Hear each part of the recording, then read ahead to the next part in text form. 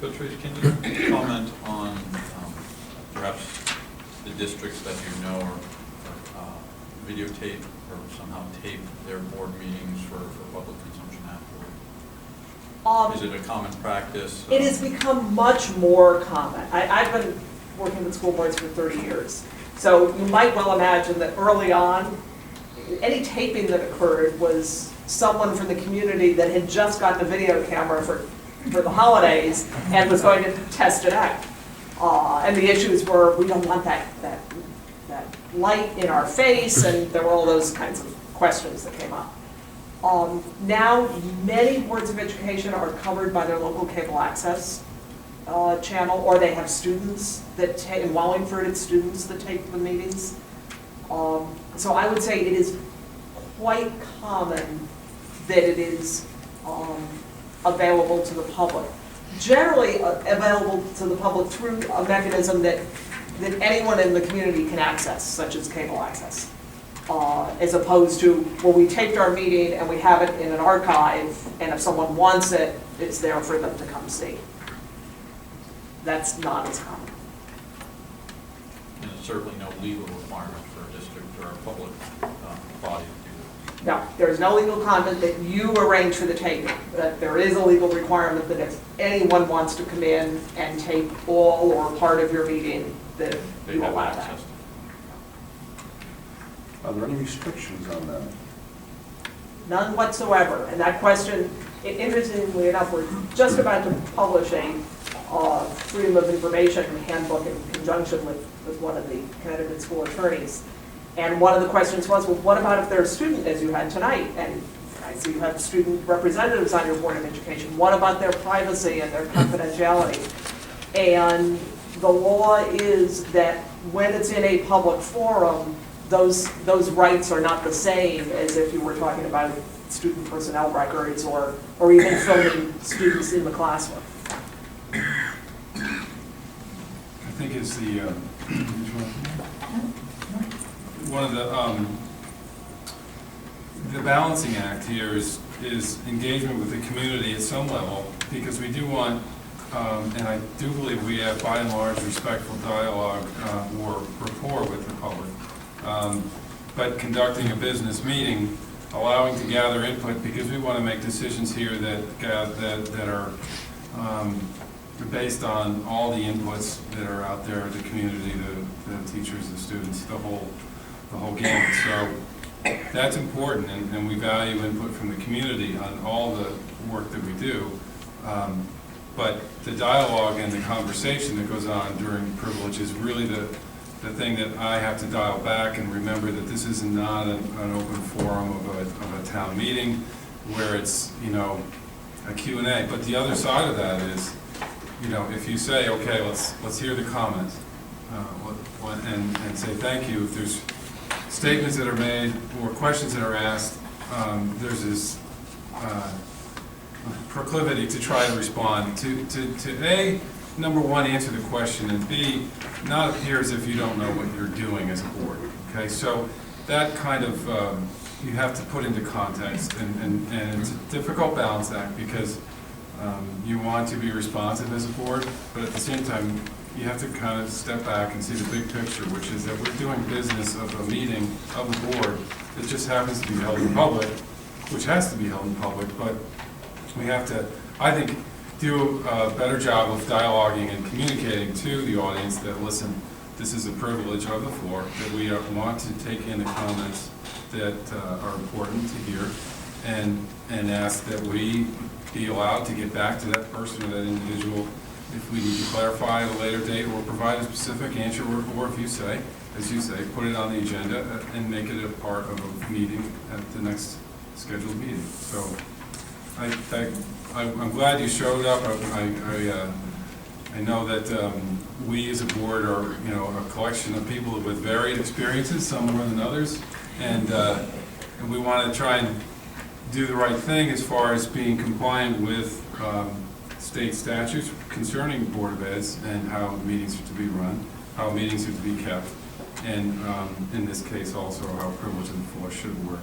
So we appreciate you coming to do this on your on time. You summarize really that balance very well, and that's why the communication to the public in terms of what your expectations are is very important.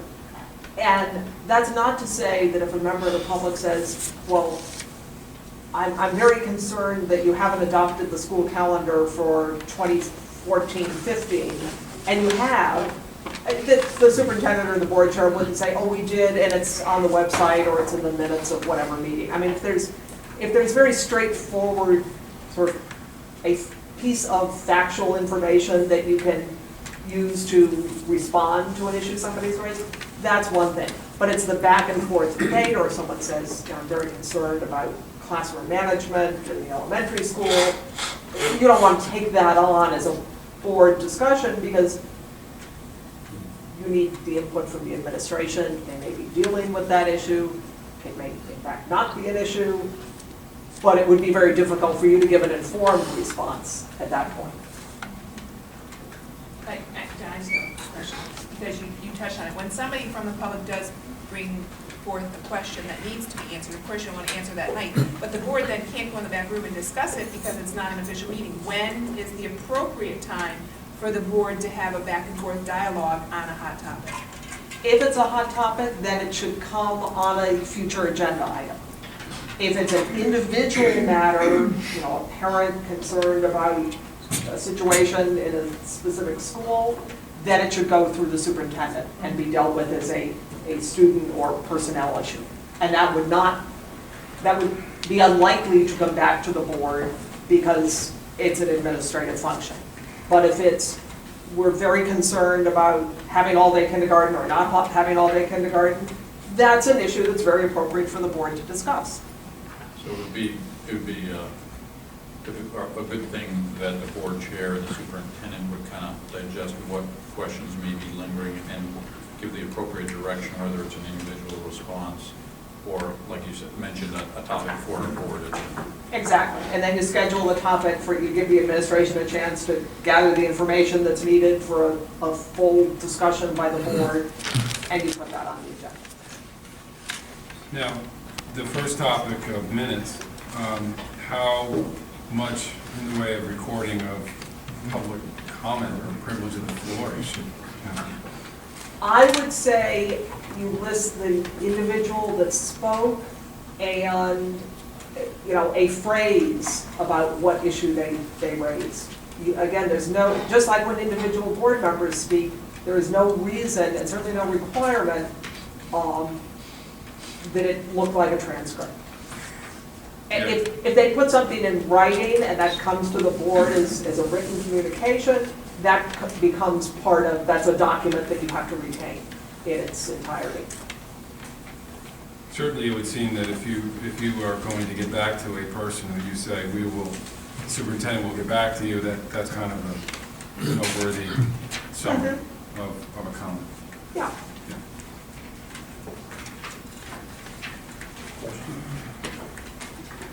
I've always wondered, in the organization of the Board of Education, you alluded to the legislature. Are we a subdivision of the legislature? Is that where our power comes from, and therefore we operate in the same format as them, and therefore the public doesn't have, and the timetable of 3 minutes? Sir, follow? Well, that raises a whole number of questions, that one question. That's okay. You are agents of the state in terms of implementing the educational interests of the state. The right to a free public education in Connecticut is a constitutional right. The legislature has delegated that responsibility to local and regional boards of education. However, for certain purposes, most importantly of which is getting a local budget, you operate with connections to your town officials as well. But your legal responsibility is to implement the educational interests of the state.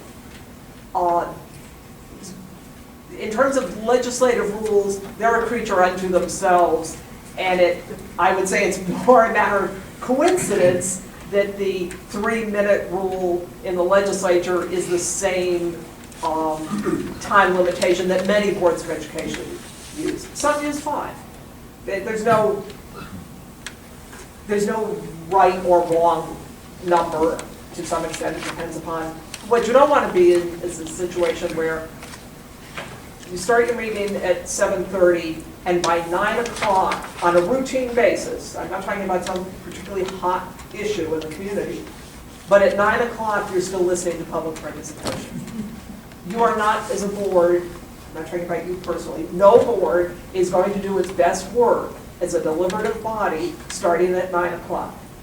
And if you watch the legislature, you'll see that they don't do their best work at 9 o'clock and later. You have jobs, you have families, you've already had a full day when you come to the board table. So that's the consideration in terms of the length of time. So it's sort of local flavor. Exactly. That's how they handle it. Exactly. So long as it's consistent. As long as it's consistent, at least within a given meeting, as I said, you can extend the time if you see the need, but do it for all your speakers that night, and let them know before the first speaker speaks. Say, you know, we realize people have a lot to say, and we really want to hear it, and so we're giving you each, if you need it, you don't all have to take it, but we're giving you each 5 minutes. Teresa, what's the standard practice, if there is one, whether you have 1 privilege of the floor, 2 privilege of the floor, and if you have one, where do you place it on your agenda in your 30 years of experience? So the most common practice is once during the course of the meeting, and by far most common is very early in the agenda. You know, maybe do review of minutes, recognitions, and then public comment. Anybody else have anything? It was very informative, thank you. Thank you for Appreciate it. having me, good luck, and please be in touch. Thank you very much. Thank you.